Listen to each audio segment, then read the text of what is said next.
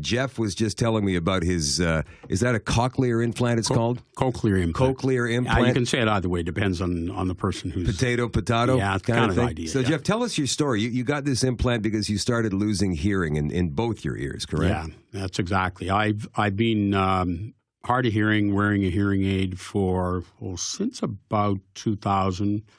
And as time went on, before that, I struggled, and I was like most people who are hard of hearing. I refused to admit that I had a problem until my kids told me to quit, watching the TV so loud that they were going deaf.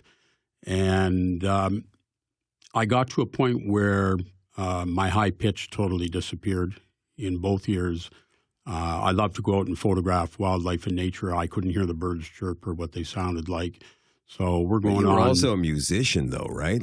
Yeah, I've been a musician off and on all my life. I played blues harps and drums, and I used to play sax, and I'm teaching myself guitar now. But now, is that how you started losing your hearing in the first place? The drums can be like that. I was in the military when I was young. Fired large weapons, like it's called a 106 recoilless rifle, which is like a howitzer cannon size. Right. Then after that, I was in construction part of the time as a journeyman electrician. And in both instances, nobody used to give us hearing protection back in the day. Mm-hmm. Nobody did. It just wasn't even thought of back then. Wasn't thought of. I mean, farmers were on tractors and heavy equipment, and they suffered the same thing. Anybody who was in heavy equipment suffered the same thing. So today on job sites, everybody wears hearing protection. And so this was a gradual thing. Yeah. From how long would you say? Before you finally decided to do something. I would say going back to beginning in the 70s when I was in the Army, and then beyond from there. Noise hearing loss is a hard thing to prove, and there's two different schools of thought on it. Some say that it will get better as you leave the noise. Others say it takes 20 to 30 years to rear its ugly head. Right. So in my situation, it took that 20 years and longer for it to get where I started noticeably failing to hear conversations. Okay, so your kids finally get you to go along with the plan. Well, yeah, what they did is we're watching TV, and I got it so loud that the whole family is going crazy. They bought me these cordless headphones so that they didn't have to watch the TV loud. I could hear it on my own and crank that up to whatever I needed. What was your first step before the implant surgery? I think it was 2001, I made the step to go get hearing aids.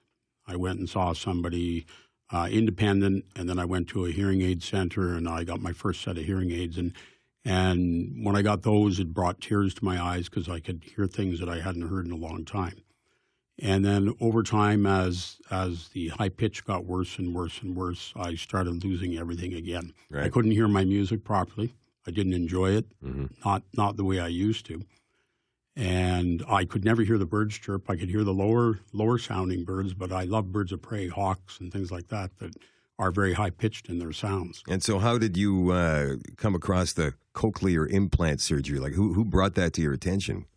I was doing some investigation, and I had gone to see a specialist, a nose, ear, and throat specialist, and she said, "Have you ever thought of getting a cochlear implant?" And I said, "No, what is that?" And she told me, and we started talking about it. Now, what a cochlear implant does is they do a surgery where they break open the existing cochlea, which drains the fluid.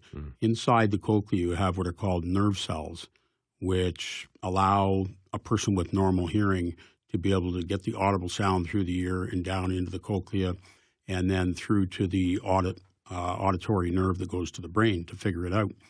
In someone who's hard of hearing and you're losing, those nerve cells are breaking down, you won't get all of that. So what the cochlear implant does is they do surgery. It's about 4 hours, maybe 4.5, depending on the person. And they open up and put a magnet above the ear and back a little bit. Like they have to kind of grind down the skull a little bit in a spot where they can do that so it'll fit. And then there's an array of 16 electrodes that go down into the cochlea. And so onto the auditory nerve, am I correct?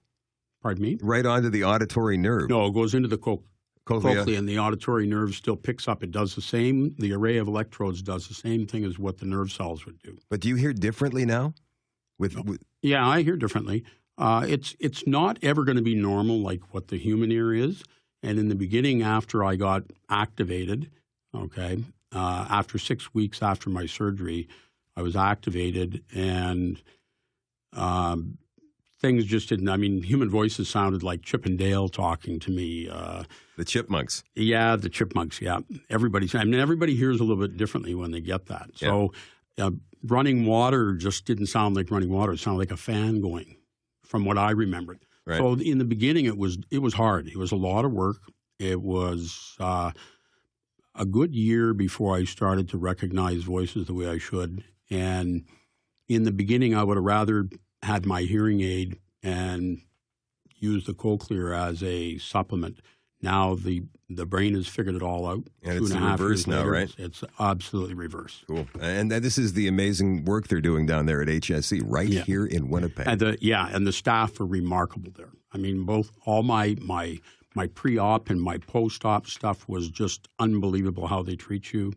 They are on top of things. They're just a great crew. I can't say enough about them.